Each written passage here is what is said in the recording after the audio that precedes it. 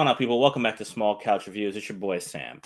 So I'm sure you've heard of this show by now. It went viral a couple weeks back. People were talking all about it, how it was crazy, how it just totally blew your mind and all this stuff. And I just got around to watching it, and I'm here to say that everything people have said is true. I binged this show, and I was crashing out. As things were happening and things were being revealed, I was legit live texting people my thoughts as I was uncovering things and discovering things and figuring out things for myself. Like, I was losing it. So for this video, there are going to be spoilers here. Just to know that off jump, this is your warning, because I'm not even really interested in talking about the show. Talking about the things I would normally talk about in a review, like, the characters, the pacing, the narrative, the cinematography, the acting. For what it's worth, all top notch. Dakota Fanning and Sarah Snook, excellent as the two leads here. Sarah Snook is Australian, by the way, which I did not know.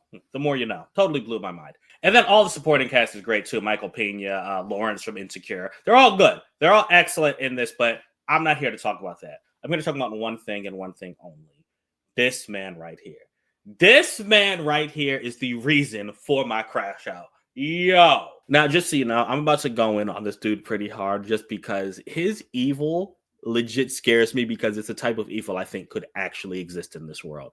The type of narcissistic egotism this man has, bro. Like, when I think about characters I've hated in TV, I mean, like, honestly, my mind goes to like Joffrey from Game of Thrones, right? But someone like him, he can't actually exist in our world.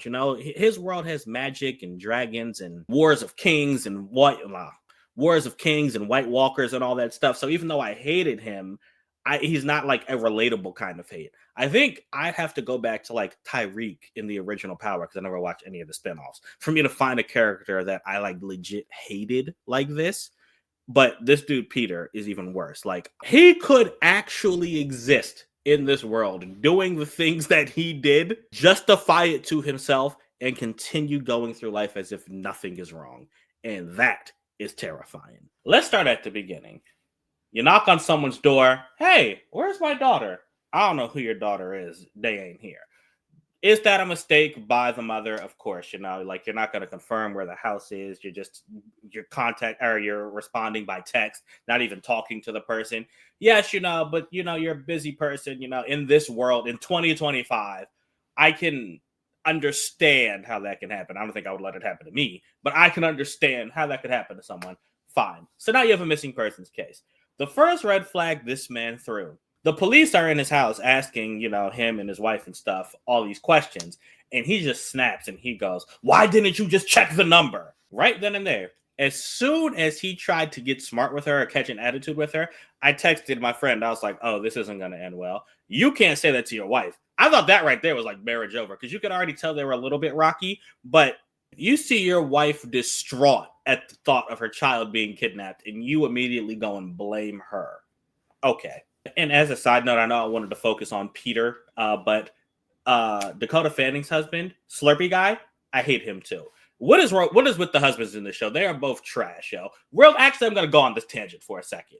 This man spent so many episodes complaining that he had to watch his own son for a few hours, right? At first, I'm like, oh, he's a devoted teacher. Then it gets to the point where he's calling his wife during meetings saying, "I need you to talk to him. He won't go to sleep." And it's like, bro, you're his dad. Do something. Then you find out how much he resents her taking her career seriously, right? To the point where he's like, "Oh, man, it causes so much trouble. You're not here, so I can go do other things and have my life." Not even taking a second. Literally, I was like, bro, I don't understand this. Like, is there something I'm missing? Is there a past here that they're not showing us? Because I don't understand why she was putting up with this man talking to her like this, as if she doesn't have a life she would like to explore and have fun with too, but she has a freaking child she has to take care of. Like, does he not understand this? So, yo, when they caught this man, he's in his car, scrolling Instagram and slipping a Slurpee when he lied and said he had a commitment to his students. And he has been lying, and he's just doing this so he can get away and not have to look after his own son. I lost it. This is the first show in a while that had me screaming at my TV, man. Like, this dude right here. And then he said something about, "I don't want my son to hate me." I'd be like, nah, he should hate you, bro. Like, I was legit. I was like, yo, Dakota Fanning, you are being too nice. You need to crash out on this man right now. Okay, just had to get that off my chest. Let's get back to the real villain now. Anyway, I'm not gonna just, drag out how much I hate this guy. I don't want it to be a super long video. I just want to say I know we're supposed to hate him by the end, but I hate him especially because he made me believe in him, yo. He gaslit me as much as he was gaslighting the people on this show. So the next big reveal we have with this guy, you find out about his siblings, which again I knew was weird because he volunteered this information of his own free will. Earlier in the series, he just talked to someone about, yeah, my brother wasn't born disabled. My sister knocked him over when we were kids. She's never really recovered from it. And then he's talking about how she's a drug addict. And, Lawrence from Insecure. Actually, what is his real name? Jay Ellis. I knew that. His character in the show's name is Colin. He keeps saying, bro, why do you keep talking about your sister like this? It's like you're almost like you're getting off on putting her down, right? And I noticed that too. But, I kind of pushed that to the back of my head because I'm like, he's probably just fed up with his sister always doing these things. When you find out he was at fault, I think that's where a lot of people probably thought, all right, you know what? I hate him, douchebag. How dare you do that? But then he said something that got me. Right then and there, he legit just broke down and started crying. And when he admitted, like, yo, I stuck my foot out and I tripped you. I didn't mean to hurt you. I'm so sorry. You're my family. I just wanted to play with you. I wanted to be included because you guys look like you were having fun. And then, Leah, the sister, he's like, she admitted it before I had a chance to say anything. And the lie just took on a life of its own. And I never confessed. Right. And yes, when he got older, as the sister said, like, you could have said something, but I can kind of understand how you can let a lie, fester and fester and fester and get so big that you don't know what to do. Go watch Dear Evan Hansen.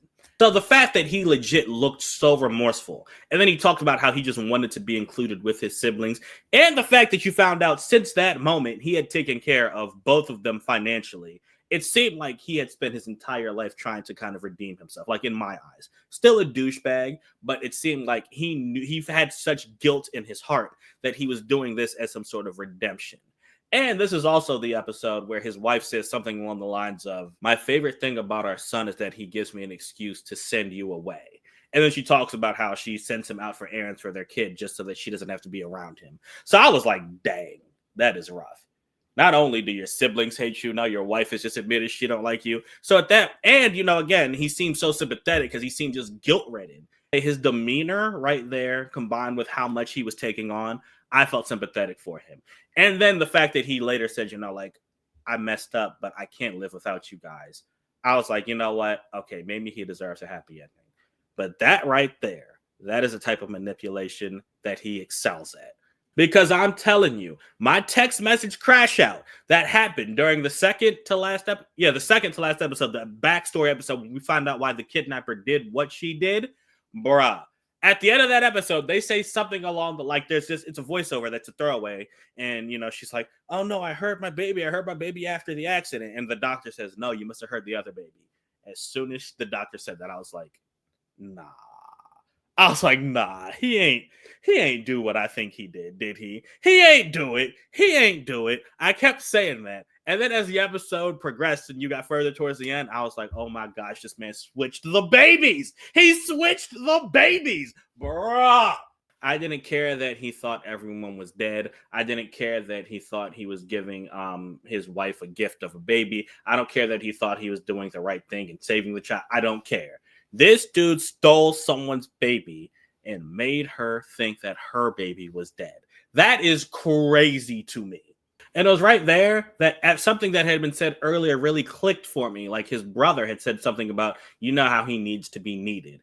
This dude is a arrogant, narcissistic megalomaniac. He needs to be needed by people. He doesn't actually care about people. He cares about people needing him, man. And every single decision, literally, when I realized he switched those babies, every single decision he made right then kind of just like, it clicked from me in my head. I'm like, bro, this dude is probably the most evil person I've ever seen.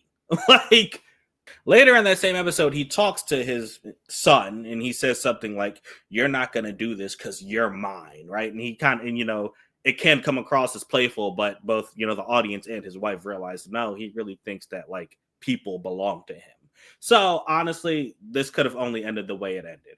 If she didn't kill him, I'd have gotten on here and I'd have ranted for 4 hours straight about how much I hated this show. I'd have gone episode by episode telling you how this straight disappointed me because no.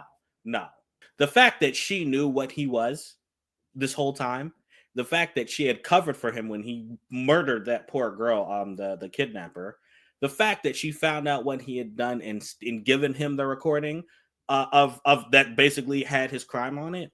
I'm like, yeah, nah. If you don't end him, I'm really not gonna like this. So I am glad that I was able to enjoy it. But yeah, man, that's it. All her fault, which I'm calling all his fault. Let me know what you thought about it, what your reactions were. You know, if you were crashing out like I was, if you hate this dude as much as I do. All right, appreciate you. Until next time, I'm out.